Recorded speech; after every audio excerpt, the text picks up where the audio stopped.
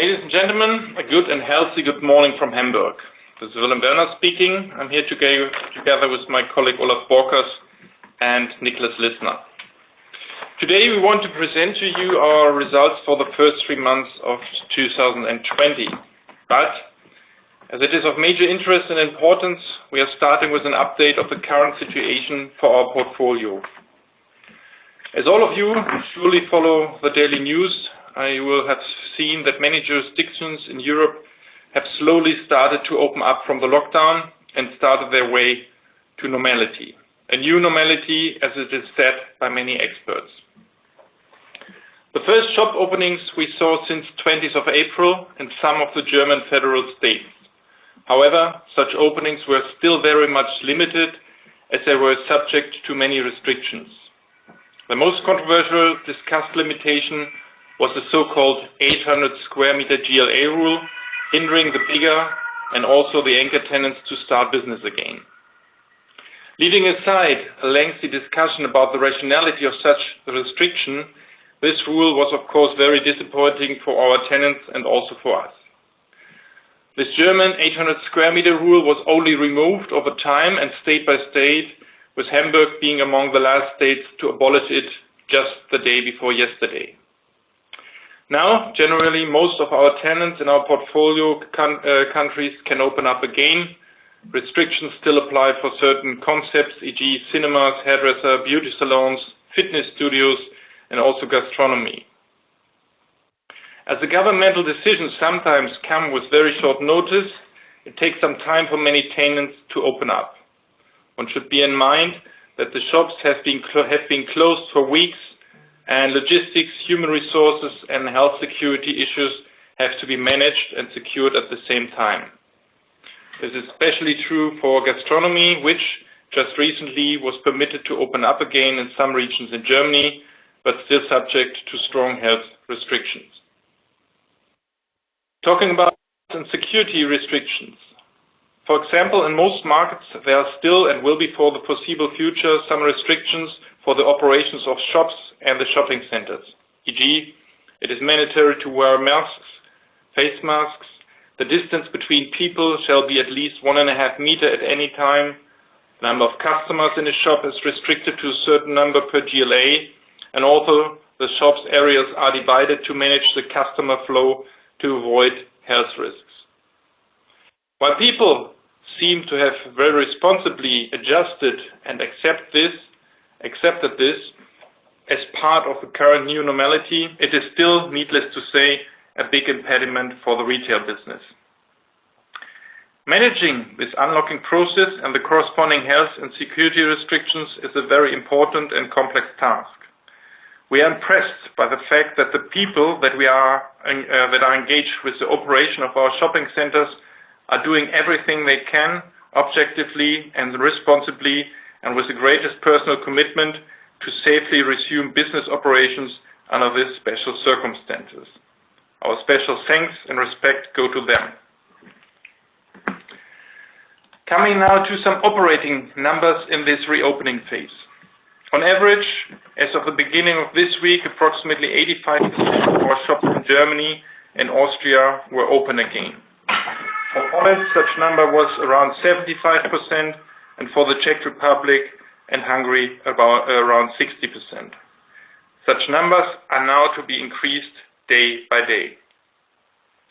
The customer frequency are of course still lagging behind, but on average for our portfolio we have, just shortly after the start of the appreciable reopenings, reached a frequency of a good 50% of normal levels.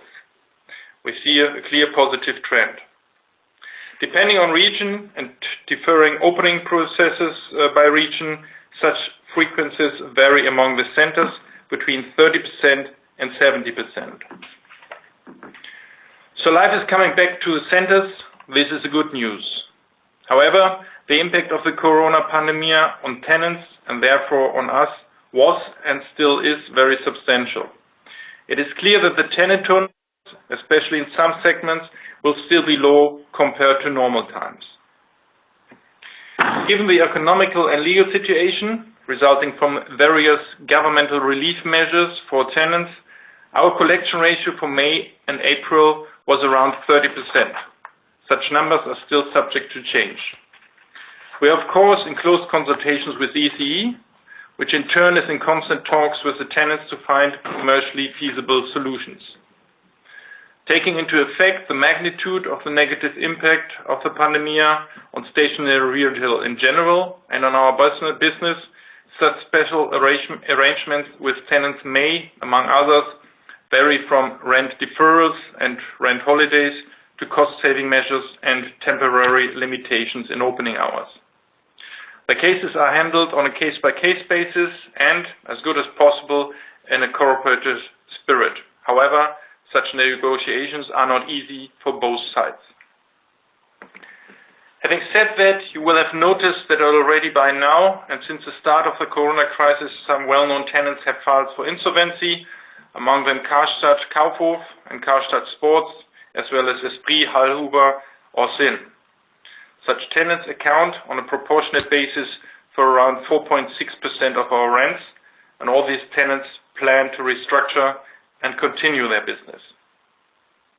Even though the centers have started to open up and come back to life, given the current economic situation, the unpredictable customer behavior and the development of turnovers of our tenants and the outcome of the tenant negotiations, a forecast of 2020 is not possible, as we have communicated before.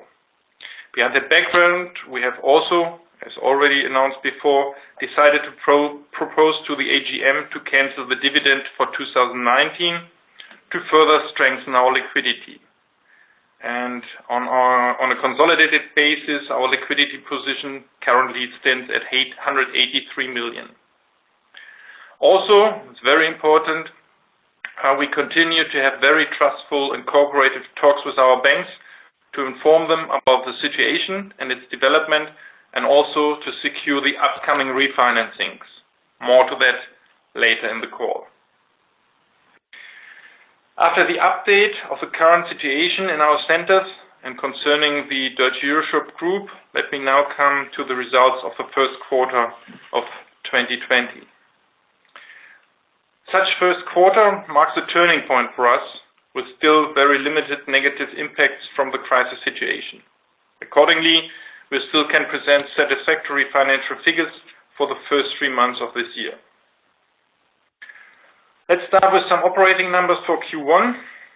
Due to the corona impact and the fact that not all of our tenants were able to provide us with the numbers, it does not make too much sense to compare them with previous year. Nevertheless, we of course want to provide them to you. On slide 4, you see the retail turnover of our tenants in the first 3 months of this year, with a big minus of 15.9% on a like-for-like basis for Germany and a similar number abroad. As you can see, all segments saw, unsurprisingly, negative turnover developments due to the impact of the corona pandemic starting early and mid-March. Until then, many retailers commented that January and February didn't start too bad. Anyway, the numbers are as they are. Coming from the operations to the financials, starting with the revenues on page 5. The numbers after the first 3 months of 2020 show the first impact of the pandemic. Revenues decreased just slightly by 0.9% to now 55.8 million as a result of a special legal situation abroad. In most jurisdictions, new and sometimes very complicated emergency laws were introduced by governments to cushion the effects of the virus for tenants, ranging from temporary suspension of rents to the deferral of rents or a combination of both. Without this first corona impact, the revenues would have increased by 0.5%. You can see on the lower right-hand part of the slide, our share of domestic and international sales slightly changed. This is due to the temporary suspension of rents in Poland.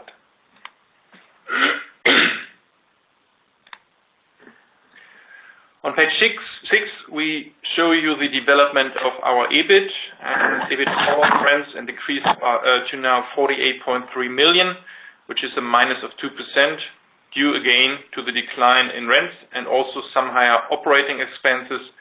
Here to mention, it's worth especially the one-off effect from financing costs in relation to the extension of our credit line this year, and also some higher consultancy expenses.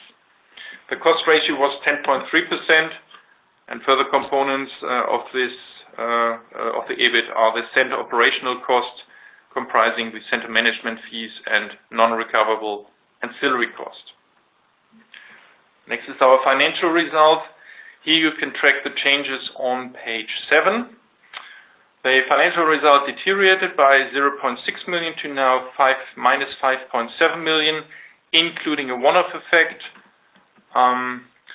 Major partially offsetting inputs factors for the change were the exceptional tax-related one-off interest income of 2.5 million last year, and to the positive interest savings of 1.5 million this year. This leads us to the EBT adjusted for valuation on page 8. Such result came down from 42.3 million to 40.8 million, which is a minus of 3.7%. Also here the main info factors were the interest savings on the one hand side and the tax-related one-off interest income last year. Excluding the one-offs, the EBIT adjusted for valuation would have increased by 2.6%. Looking at the EPRA earnings on the next page, they declined by 9.1 million to now 38.5 million. Here, the one-off tax refund and, again, as just mentioned, the related interest income were the major influence factors. EPRA earnings per share decreased from 77 cents to now 62 cents, and excluding the one-offs, they would have remained closely to the previous year level at 62 cents per share. Now I'd like to come to the consolidated profit of the group on the next page. This decreased by 11.4 to now 28 million. Again, you see the same effects from the tax-related one-offs of minus 8.9 million. And additionally, we had higher investment costs in an amount of 2.9 million. Smaller other changes resulted from the standing assets and other deferred taxes. Earnings per share decreased from 64 cents to 45 cents. Excluding the one-off items, EPS would have decreased by 4 cents coming from 49 cents. On page 11, we have outlined the development of the FFO. For the first 3 months of the year, the FFO, which excludes valuation results and the one-off tax items, it decreased slightly from 63 to 62 cents.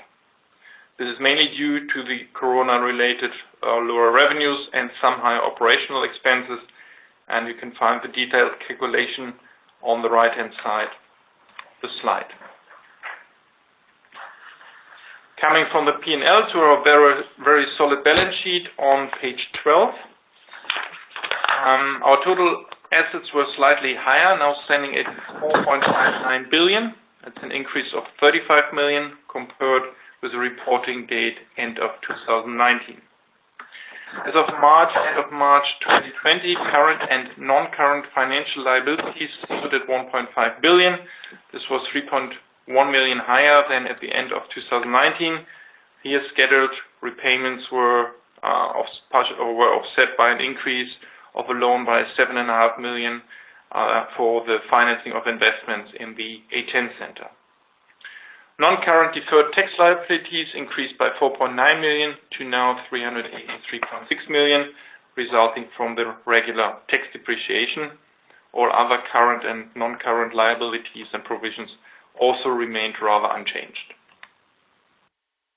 Total equity, including minorities, increased by 30 million, and our equity ratio remains at a very strong 57.3%, and the consolidated LTV now stands at 30.7%.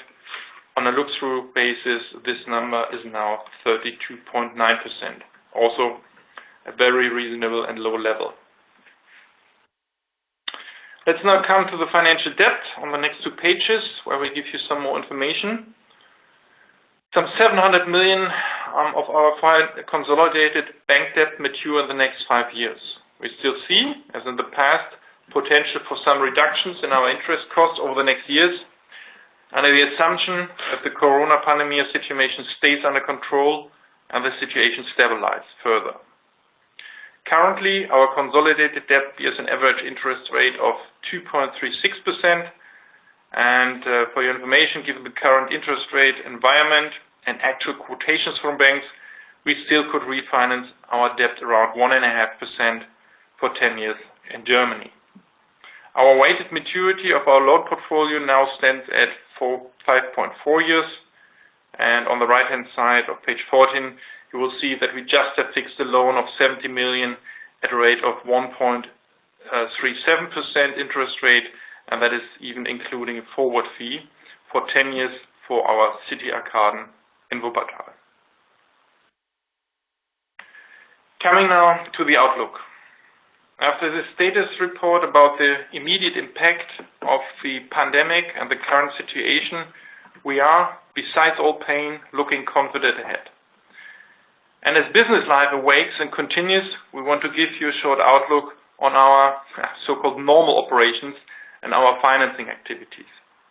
You will find a summary of the major points on slide 15. On the leasing side, we see that the market is understandably in a very weak condition, but releasing activities continue to a certain extent. We are very happy that we just have recently, and also amid the lockdown, signed a lease agreement with Kaufland for replacement of the big and important anchor tenant Real in the A10 center. This is very important and also a good signal for the regular releasing process of the center.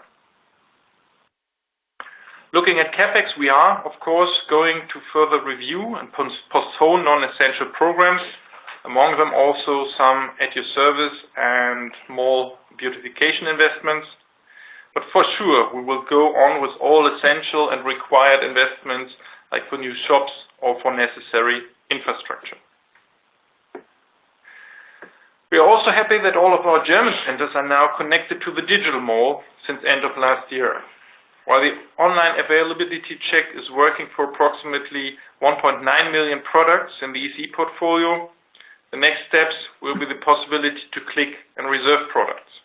Here, the corona pandemic has slowed down the activities on the one hand for obvious reasons. However, on the other hand, the crisis facilitates the digitalization of the overall retail business, as the crisis has shown how important it is for retailers to be part of the omni-channel world.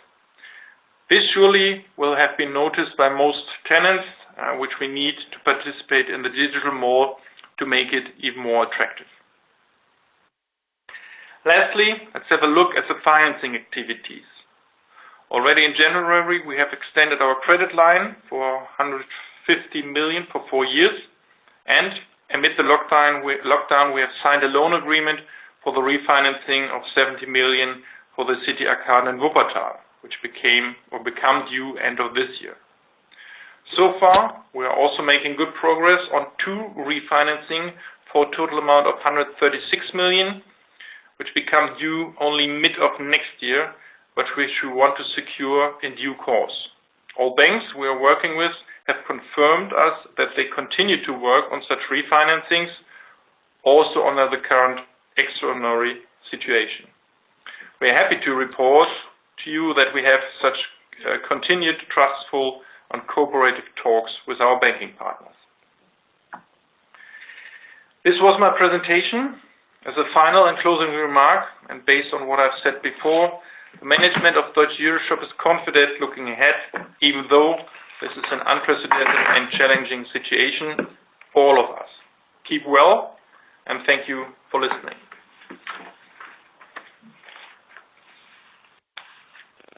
The first question is from the line of Rob Ferdee from Green Street Advisors. Please go ahead.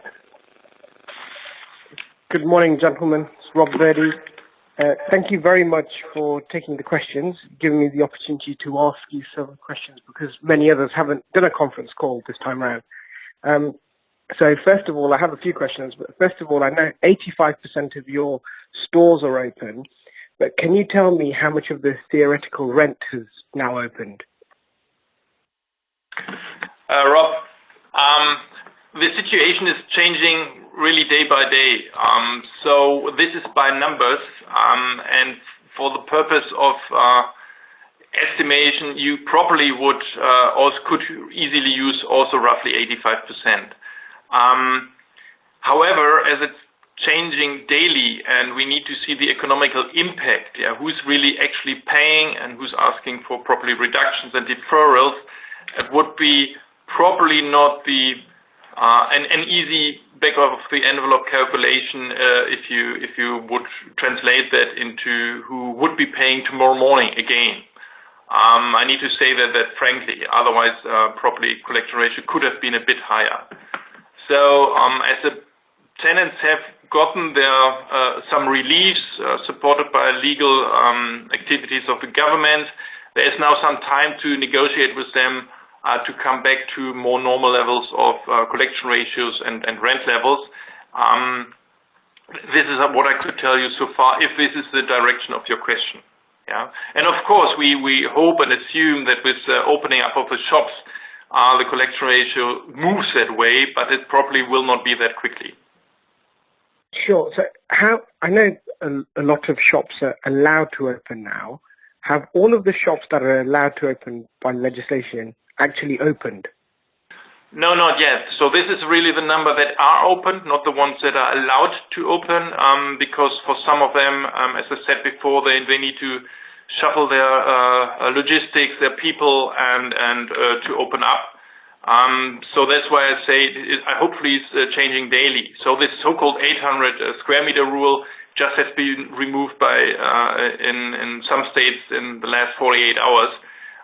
So I hope, besides gastronomy, that we can increase that number good day by day. But it's not a bad number. Yeah, talking about that we just have opened up, let's say in the last 1 week or 2 weeks, a substantial amount of shops are allowed to open up the bigger stores. Yeah. So of course EC is behind all tenants to motivate them to open up as soon as possible, but on the other hand it needs to be done safely, yeah, and as we have those requirements within the shopping centers and the shops. But most of the tenants are really behind to really open up as soon as possible. Okay, and if we just go to the actual rent collection, so appreciate you said 30% of April and May. So are those months actually due right now, or have you pushed out the payment deadlines into the second half? And then how are you thinking about the rent that has not been collected?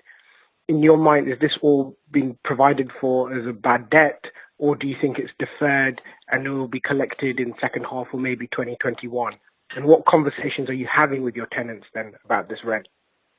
Yeah, first of all, the system here we have for the whole of the portfolio is that we have monthly rent to being paid upfront at the beginning of the month. So that's why we have a very good collection ratio still for March, because the trouble really started in the second week of March. So this tells you that we do it month by month. As this only happened in the second quarter, you wouldn't see that in the numbers, besides the small effect from Poland that you have seen for 2 weeks' time in Poland. So we will have to carefully look at each individual deferred payment when we do the Q2 numbers, and of course treat insolvency cases differently as other strong tenants that probably don't want to pay and others that can pay. Will be delicate task for the end of Q2, but we will of course do it like that and decide how we treat it. So it depends then on the strength of the tenant and the expectation we have concerning that. I have one final one, please. Just on the layout of centres post-COVID-19 and how you guys are thinking about it. Because obviously gastronomy and entertainment leisure has been quite impacted, but this was the way shopping centres were moving. How do you think this will play out for the medium term at least? I strongly believe, besides, as I said before, the pain we have now and maybe for the next 2, 3, 4 months, I strongly believe that people, if the coronavirus becomes under control, they like to live, they like to go out, and they like to meet and entertain. And I was extremely surprised to see pictures on the internet from Australian shopping centers that were packed just last weekend. They were packed like pre-Christmas times, in normal times. I'm not expecting that we jump back to that right away, but I expect we will come back to a much more normal life. It will take some time.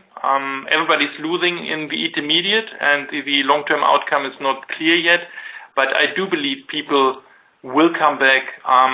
They might behave a bit different, and this is a new normality we're all talking about and not knowing what it is.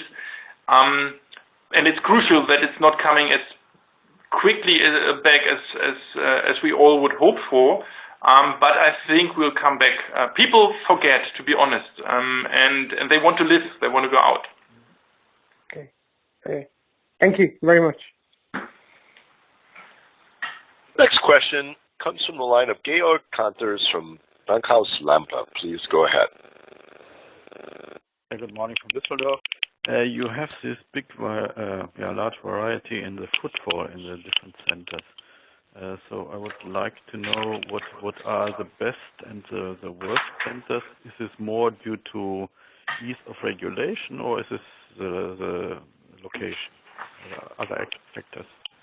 No, I would really allocate that to the timing of the process where those centers are in. For example, at the lower end is our center in Passau, which is a really great center, but Bavaria was one of the most strict ones here in Germany. So they just come a little behind. Yeah, so they are not over-concerning critical candidates. I think people behave in most of the areas the same. So we see the same effects in Poland, for example, and in Czech Republic whenever they come into the market. Really frequency is coming back, and the question is how quick, how fast they will come back to more normal times. Yeah. Mm-hmm. And what would be the best center? Yeah, we have very good numbers for the MTZ, for example, so Main-Taunus-Zentrum in Frankfurt, but we have also seen something very good at the A10. We saw something very good in Magdeburg already. So we don't see a clear pattern here, so we really think it's more the process when the individual federal states came up with their relief measures or their opening up measures. Mm-hmm. Okay. Yeah, so it's better to see in 4 weeks' time, 6 weeks' time, then we see whether somebody would be left behind or so. So definitely it's more or less a question of the easing of the regulation. Yeah. Okay. Yeah. Thank you. Next question is from the line of Kai Kruse from Berenberg. Please go ahead. Good morning, gentlemen. I've got 3 questions, if I may. The first one is regarding the minus 0.5% reduction in revenues adjusted by the crisis. Could you indicate where this came from and what was the average rent from lease renewals or lease extensions? Was that much lower, or could you maybe indicate what was the level there? Yeah, I think we lost is probably still the wrong word because we don't know yet, but we had to treat some 800,000 rents in Poland that we could not invoice. So if you would account due to Corona, yeah, but this is the last 2 weeks in Poland. So if you would account that and adjust that, we would have had a plus 0.5%. Yeah, not a minus 0.9. If you're heading that question. Yeah. So in the renewal rate, we do not formally publish that, but of course in Germany it was a negative, like with all of our peers. This was pre-Corona also the case. With inflation help on the one hand with rents, and on the renewals we would lose a bit, which is also true for some of our peers in Germany and the Netherlands. So this hasn't changed, but we are now at a new, I wouldn't call it a new game, but this normal KPI now becomes a different, we need to look at that from a different angle. Second question would be on the other operating expenses. Could you indicate what caused the increase by about 1 million? I think in the interim report you mentioned that was related to one-off financing costs and higher consulting costs? Yeah, roughly half of it was really the agency fee that we signed up the loan, the signing fee. And the other half was also related to some legal costs. So you can imagine that we ramped up here with also on the legal side to tackle the situation, looking at Corona, looking at the various jurisdictions, the new legislations being prepared. We were following that day by day, and we of course were supported. So the financing is not a one-off because it comes every 4 years, and of course we don't hope that the legal fees will stay that high going forward. Yeah. Thank you. And then two last questions on the financing side. Could you indicate what is the amount of unrestricted cash? When you say you have 183 million cash, how much of that is unrestricted? And during your talks with banks, how have they not only progressing, but also how have they changed do banks ask maybe for covenants or higher margins? Maybe you could elaborate a bit more on that. I'll take the first part of the question, then give the word to my colleague Olaf Borkers here. We are working a bit, I mean, we on the group level we have some 75 million, which you directly could say is unrestricted, but then there's also some unrestricted liquidity in the companies, the SPVs itself. Yeah, most of the time we have one SPV for a shopping center. So part of that is unrestricted, others might be reserved for investments that have been planned in the long term.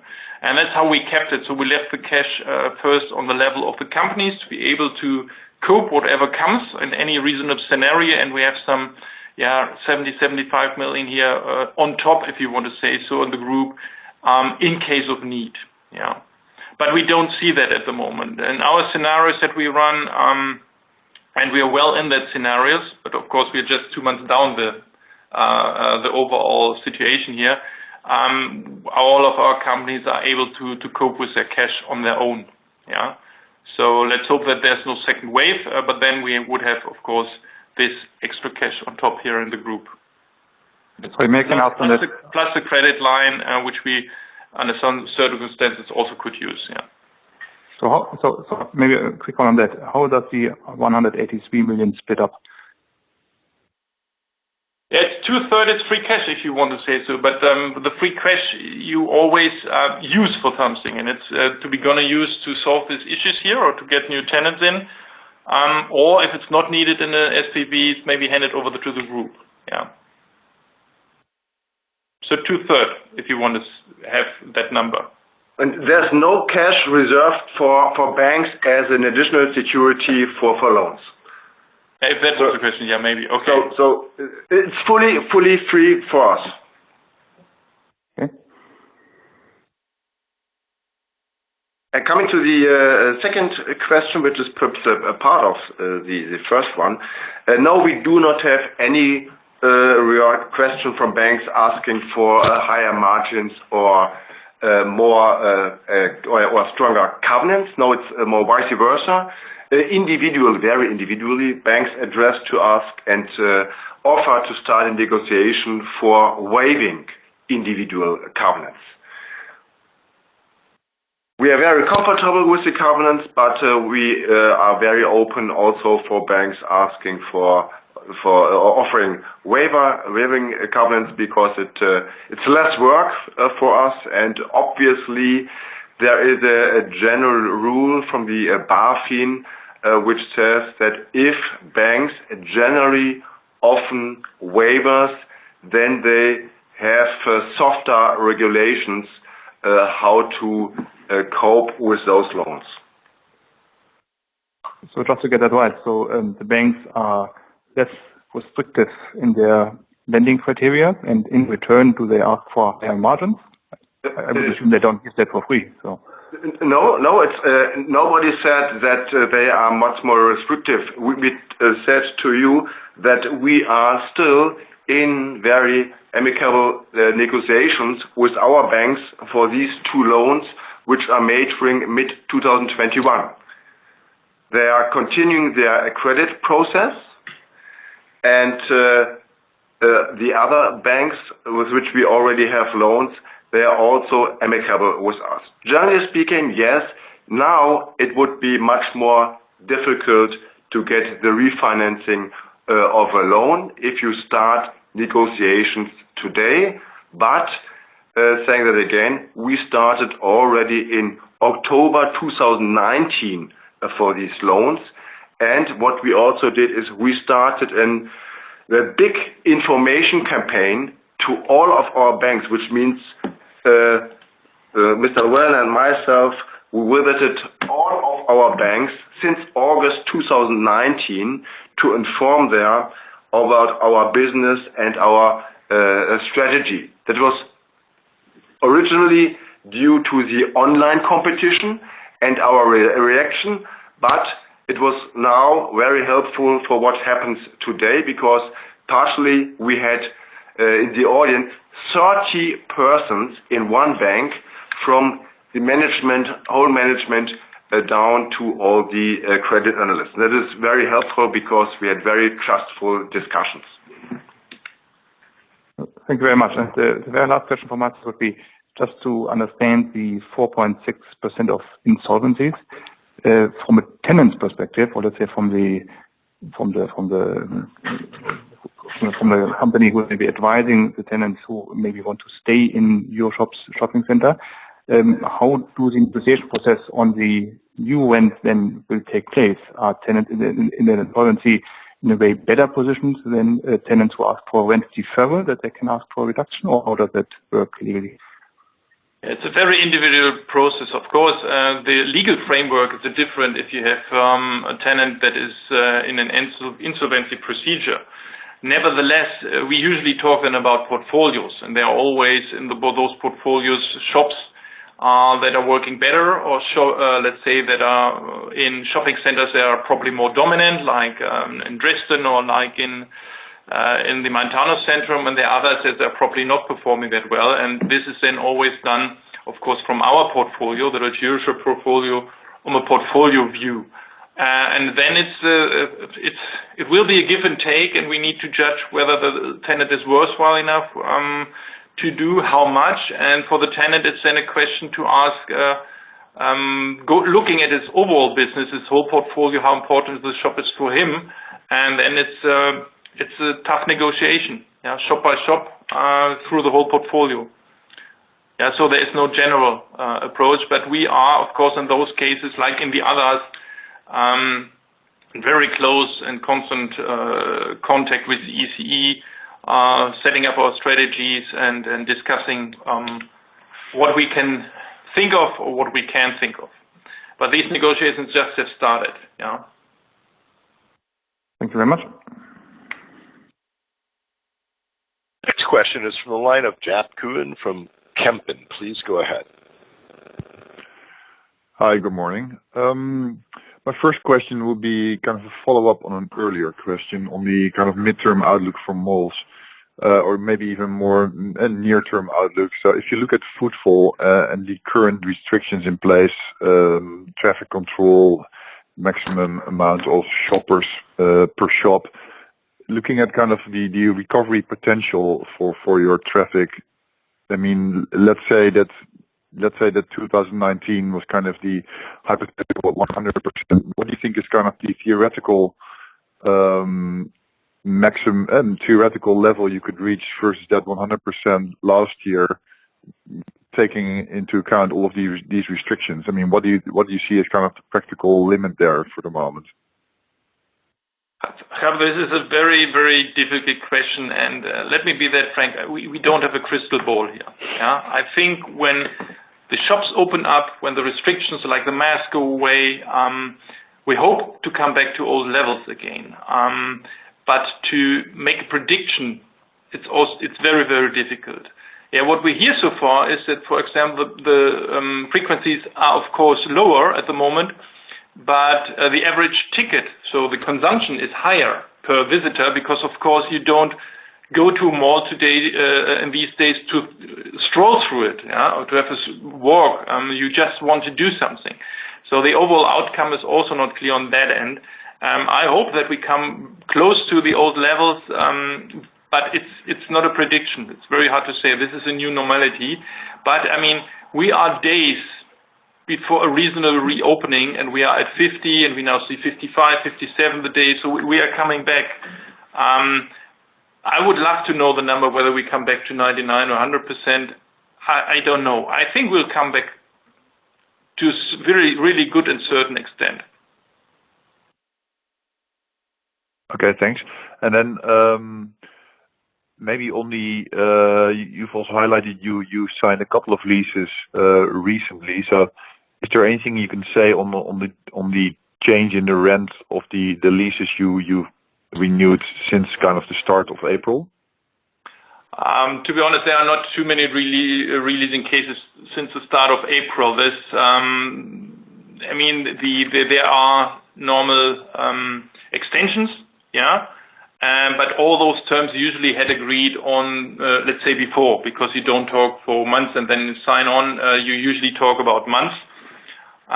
So it's too early to see the effects out of that. But of course, it hasn't become easier to release at the moment. No. It's too early. Okay. Yeah. Okay. That's clear. And then maybe just finally, could you maybe comment on the turnover of the digital mall initiative, and then how can you describe the economics of that turnover? How the profits are shared there? Thanks. Yeah, that's also not possible. At the moment, it's a marketing tool. It's that the customers, and now take aside Corona, yeah, but of course it's also true then going forward, are much better informed what they could find in a shopping center, that they are not really taking a detour to the internet, to e-commerce right away, because they probably love to go to a shopping center, but they have plenty of stores and it's very lengthy to find the right product there. So at the moment it's more marketing tool, really steering back frequencies and thereby turnovers to the mall, but there's no accounting possible at the moment. At a later stage, when the digital mall is really successful and really transactions can be done through it, so not just reservations but really transactions, then you can start and put that into proportion of tenant turnovers, and yeah, then still it would be a theoretical number to allocate part of our profit to that new turnover, or let's say recover turnover. Yeah. But from my understanding, the let's say in the kind of ownership of this initiative, is that with you or with ECE, or who's the eventual owner of this platform? This is ECE. Yeah, we're just having let's say the infrastructure. And for us, it's a marketing tool. And of course, it's the running costs so far will be paid by the tenants through the marketing association. And it's their tool to really connect to the internet to become really omni-channel. Yeah. Yeah. So we have really overseeable some infrastructure costs to set up this, the various stages. Yeah. And then maybe just thanks for that. And then maybe just my final question on valuations, given that we're not at half year end, of course, but I think you highlighted in the previous call that you would consider a half year valuation. Is that still the case? And did you already engage in discussions with appraisers? And did that give you any indications where things are moving? Yeah, very good question. Of course, we want to do it half year in these special situations, and we plan to do so. So we have engaged them. But of course they are now in talks, and like let's say 07, 08, when the market was basically dry, they would have come up to let's say metrics how to handle that. But also for them, I think it's too early. We will have to see whether there are some really deals in the market, but I would consider those deals more or less not really good comparables, because they probably would be distressed, so they wouldn't take them really as a comparable. I think they would have to come up with seeing how, let's say, maybe rent packages look like at this early stage still, because 30th of June is away only 6 weeks, yeah, so it's not that long. We've talked to them, but they are also in the midst, I will be honest with you, but they have to come up for the industry with some guidance, and I'm sure they will make, like the last crisis where they would have to come up with valuations. Yeah. But you know, it's on the one hand is if you believe in still shopping centers that people go out, and so we lose quite a substantial cash flow this year. And the question is, what is sustainable rent going forward? But they run discounted cash flows, so the overall impact might not be that big, but of course it will be visible. Yeah, that's my expectation. But comparables are not there yet. No. Yeah, makes sense. Okay, thanks a lot. Next question is from the line of Frank Bellendorf from VM. Please go ahead. Yeah, good morning. I'd like to come back to your negotiations with your tenants. What is the direction of the talks? Could you elaborate on it a little bit more? I mean, for example, is it more a short duration adjustment the tenants demand, or is it a longer term contract adjustment for the rest of the contract period, for example? Yeah, I would like to answer that there's a whole toolbox out that you would have to discuss with the tenants according to their needs. So it could be something that is just that you don't do anything, by the way, even though a tenant is asking, yeah, if it's strong enough. But then you have to be in mind that sometimes this lease comes up for releasing, and you need to think what you do. There are others, especially the very small operators, where you do probably need to do something for the first couple of months or weeks. Sorry, I don't want to prejudge your thoughts, and something more extensively. But you can work on also extensions. You can hook them on for the digital malls and things like that. So it's really hard to give you a general mechanic, but I mean, there are experts at ECE, plenty of them. They have seen crises before, not in Germany, but in other countries, so they know how to use the toolbox, and it really depends on the needs of the customer and our needs. Yeah, so sometimes it then makes sense to give in properly on the rents, also midterm, and then extend and then secure that anchor going forward. Yeah. So and this how this runs into numbers. We'll have probably a first view in summer, but this will be still then ongoing. So there's no one-size-fits-all here. Yeah, there will be certain types of tenants, like the small individual shop players. You probably need to treat different, like the big anchors who behave different and probably have other wishes on their list. And then it's a part of tough negotiations. I think they are cooperative, but they are tough, as you can imagine, and that will be true for our peers as well. I strongly believe. Okay. My second question is, do you have any legal rights to demand the shortfalls from the corona crisis against the state or whatever? Yeah. Have you checked that? Yeah, some lawyer came up that potentially in the Czech Republic there's a law that we could sue the state. This is a very, very far move. Legally, I mean, the legal situation is different like the commercial. For example, in Germany, there are no rent holidays. Yeah, it's still all a shifting of rents, and you just cannot terminate tenants. So nobody's thinking about termination in that situation because we are partners. Yeah, we're living in a symbiosis. In Poland, there's a difference. There is a real, let's say, legal tax holiday for the closing period. However, with a clawback clause. So maybe some of the tenants might need to pay back what they haven't paid in March and April if they do not offer us for extension. So they're very complex laws, but the overwhelming fact is the commercial part of the equation. Of course, we look at the legal situation very much, but then, of course, the commercial situation. But I think a clawback against the state, I think the German association is now trying to get government aid if we reduce rents, that they take part of that. It seems to be a very long shot, but it's of course being tried, and I'm part of it since recently. There are other initiatives being thought of in the Czech Republic, but they are early stages that the government thinks about something. But this will be just a small proportion of the rent at stake. Yeah, we'll preserve our legal position in your interest and our shareholders' interest, but on the other hand, we are beyond just legal argumentation here. And I think you all know that. Sure. Thank you very much. As a reminder, if you would like to ask a question, please press star followed by 1 on your touch-tone telephone. The next question is from the line of Thomas Martin from HSBC. Please go ahead. Hi, good morning. All to follow up from my side. Again, on the lease structures, I hear that what you say, and then that all is quite individual. But is it fair to assume that going forward, the variable component in the lease terms or lease structure is becoming more relevant? I mean, so far you've mainly base rent or fixed rent, and the turnover component is quite small. But is it a fair assumption going forward? Yeah, this statement has been true before Corona. Yeah, because tenants' life became more variable, and sometimes they were even willing to share a higher proportion of rent instead of or then changing that against lower minimum rents.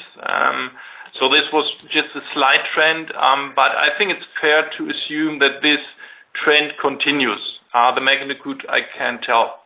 Yeah. Okay.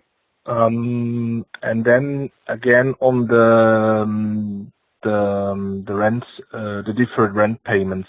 Can you give us the absolute number of the rent behind, or the rental income which is deferred and for this year? Yeah, for this year I cannot, but I mean, we have 2 months lying behind, being mostly affected, and this is some 35 million of extra outstandings, because if you collect rent, you usually, you also collect the ancillary costs, which are quite substantial in a shopping center, roughly 20% of rent, and in many cases we also have the outstandings there. So if you take 70% of 2 months rent plus 20%, you're roughly at that number. Yeah, so it's a very rough back on the envelope number. But we are a cash flow producing entity, and if your customers do not pay for the 2 months, it's a quite visible amount summing up over time. Yeah. Okay. And then again, we're strong enough. Yeah. I need to say, we're very strong enough to sustain this. Yeah. But I mean, profit-wise, if this would all become write-downs, of course, profit-wise, this is very painful. But on a let's say going concern basis, we're safe. I should say that. Yeah, we have no liquidity shortages there. Yeah. Sure. And this brings me to the next question. It's a bit of an accounting question. Maybe I missed something here, but I mean, a deferred rent is not affected in your IFRS top line in revenue normally, right? But it is. But it is impacting the FFO.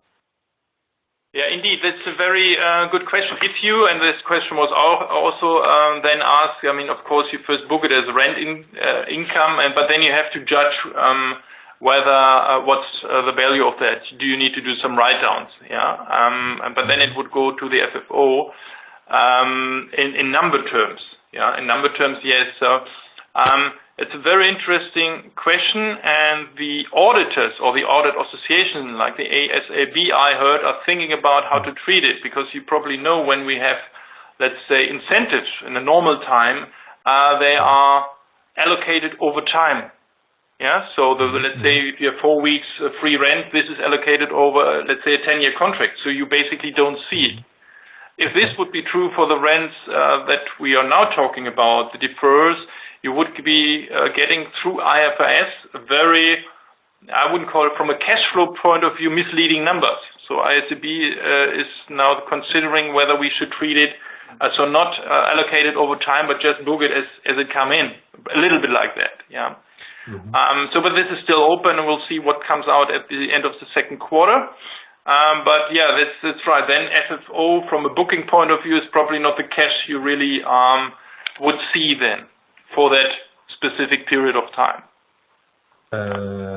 Okay, so it is captured in FFO. So it is the rent you don't get within the next month, or you didn't receive in April and in May, and probably you won't get in June, will not be part of the FFO. So will be in the revenue line mainly, but not in the FFO. No, it will be also in the FFO if we if we don't write it down. Yeah, for example, if we know there's no economic substance behind. But we will, of course, make transparent what our outstandings did at the end of the quarter. That otherwise in our business, FFO basically was 99.5% of the real cash that was happening with us, and this will now deviate. And we will make it transparent that you get a good feeling what the cash collection ratio is and the outstandings. Yeah. Okay. That's from my side. Thank you. There are no further questions at this time, and I would like to hand back to Mr. Wilhelm Wellner for closing comments. Please go ahead. Yeah, thank you for listening and the open questions. I hope you appreciate the open answers. It's, I think, not as grim as it looks, but it's tough times. Stay positive, go out shopping, and we hope to hear you then soon, in the next call. Thank you very much for participating.